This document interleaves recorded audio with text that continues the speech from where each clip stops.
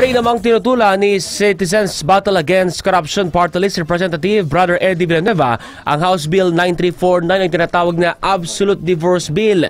Sa muling pagsalang sa interpellation ng naturang panukala sa plenaryo ng Kamara kahapon, iginiit ni Brother Eddie na unconstitutional, anti-family, anti-Filipino at anti-God ang naturang batas.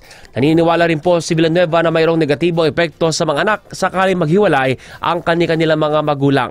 Anya, posible ring ilabis na maapektuhan ang mga kabaihan dahil silang higit na pumapasan ng mga problema kaysa sa mga kalalakihan. Dagdag pa niya, mas higit na paigtingin na lang ang batas patungkol sa annulment.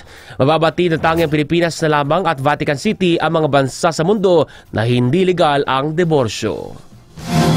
That's why I am opening our eyes that we could probably improve the so-called legal separation clause in our laws, or the annulment of marriage or declaration of nullity, rather than violate the command of God and invite and violate the Constitution.